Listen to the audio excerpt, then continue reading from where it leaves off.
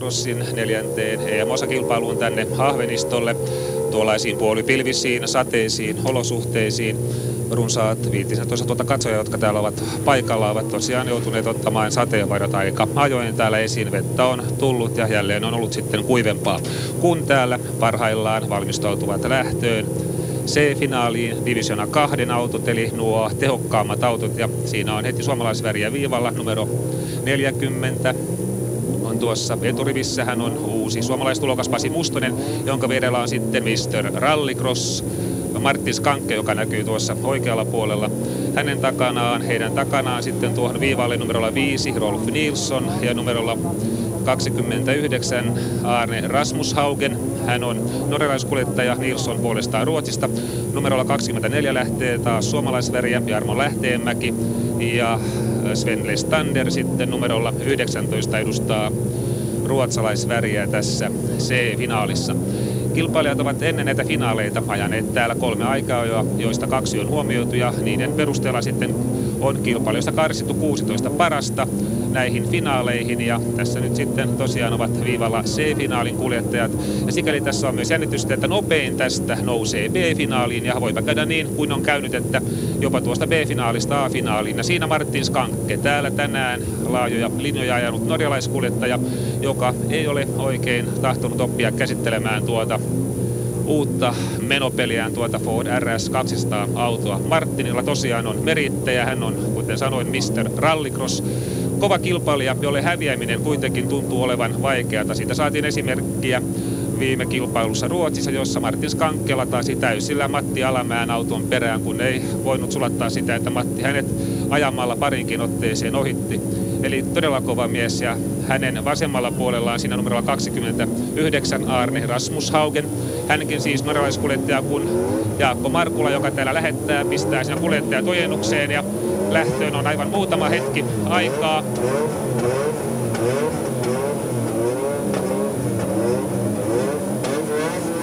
Kierrokset nousevat ja lähtö tapahtuu.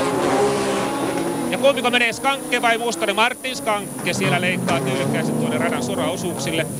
Saa nähdä, pystyykö Martin pitämään autonsa nyt tuolla radalla. Aiemmin hän täällä tosiaan parinkin otteeseen esitti piruetteja. Ja Pasi Mustonen siinä tyylikkäästi toisena, kun jälleen mennään asfaltilta sodalle ja takaisin asfaltille noustaan tuonne mäkeen. Martin Skanke siis vie joukkoa, Pasi Mustonen siinä tyylikkäästi odottaa tilaisuuttaan, eli sitä josko Martin Skanke tekisi virheen.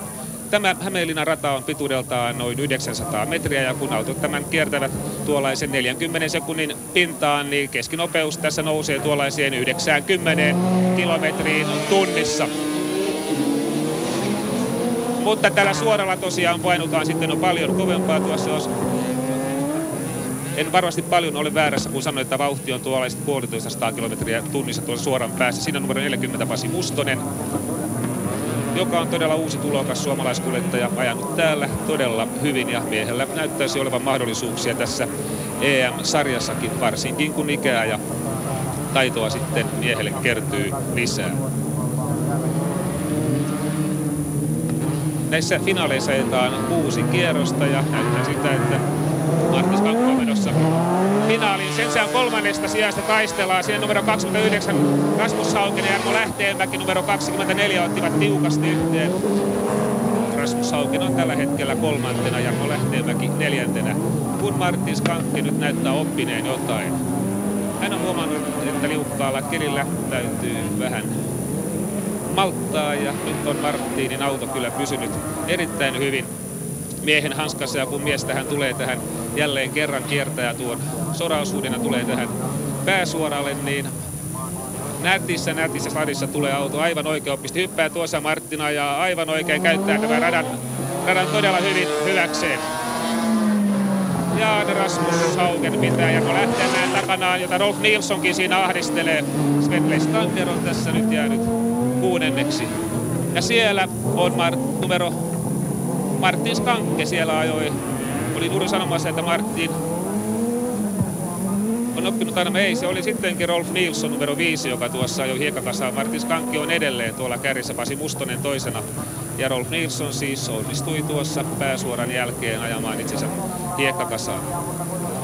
Tuo liukas asfaltti, sateenliukasta asfalttia ja liukas sora asettaa todella kuljettajien taidot suurelle kovalle koetukselle, ja mikäli sitten yritystä on liikaa tai tarkkaavaisuus hetkeksikin herpaantuu, niin seurauksena on pyörähdys tai ulosajo.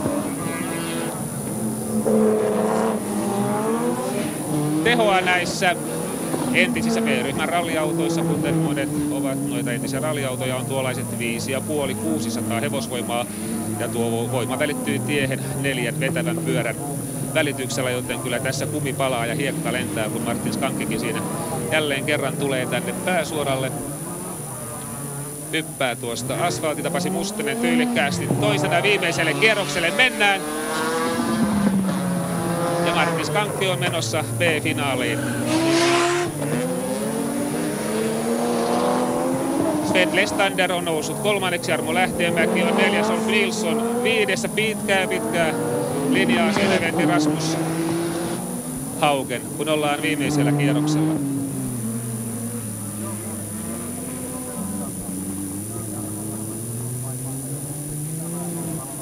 Mr. Rallycross Martin Skanke on M7 B-finaalin, ja se tuo varmasti väriä tähän kilpailuun.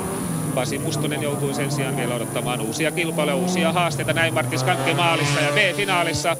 Sven Lestander tulee 3. Jarmo Lähteenmäki on tässä 4. Rolf Myggan Nilsson, hänkin erittäin tunnettu kilpailija.